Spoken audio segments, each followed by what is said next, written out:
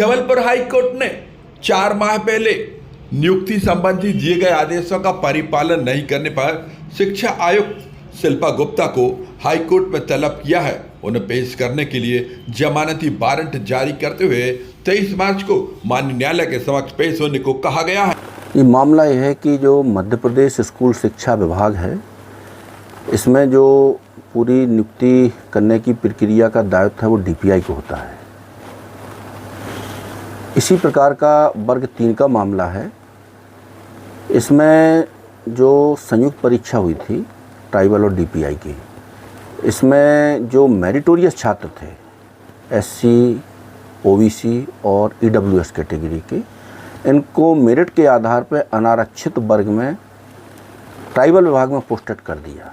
जबकि इनने जो चॉइस फिलिंग दाखिल की है, चॉइस फिलिंग इनकी थी स्कूल एजुकेशन डिपार्टमेंट की स्कूलों की थी और कई ज़िलों में की है उन्होंने, लेकिन उसमें से किसी को वरीयता नहीं दी गई और उनको उनके निवास से किसी को 400 किलोमीटर, किसी को 800, किसी को 900 किलोमीटर दूर उनको पदस्थापित कर दिया।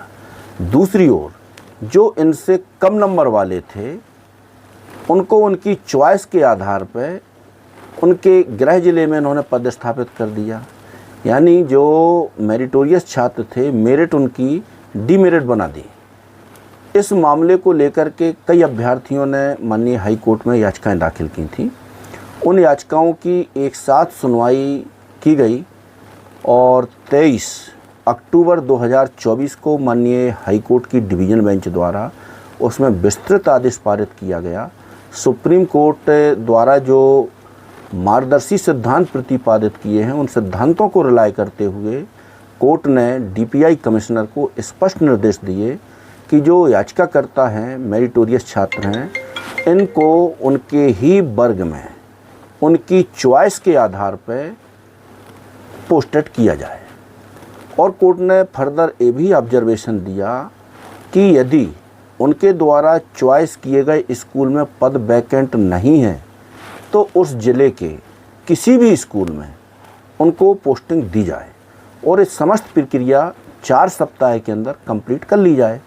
ये 23 अक्टूबर 2024 का आदेश था, लेकिन डीपीआई कमिश्नर ने उन आदेशों की कोई कंप्लायंस नहीं की।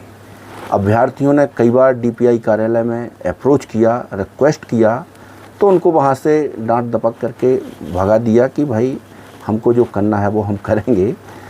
तो जब उसका परीक्षण किया कि विभाग ने ना तो इसमें एसएलपी दाखिल की है, कुछ नहीं की है और जानबूझ के इस आदेश की कंप्लायंस नहीं की जा रही है, तब दिसंबर में, जनवरी और फरवरी में कई कंटेम्प्ट याचिकाएं शिल्पा गुप्ता के खिलाफ अभ्यर्थियों ने दाखिल की। लगभग सभी में नोटिस जारी हुए। 4 सप्ताह का समय दिया, किसी में 6 सप्ताह का समय दिया। उन्हीं में से एक याचिका की आज सुनवाई थी, द्वितीय सुनवाई थी।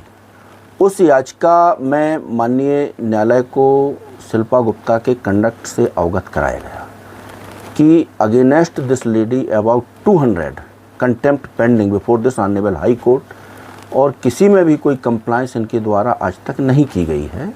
ठीक इसी प्रकार का ये मामला है।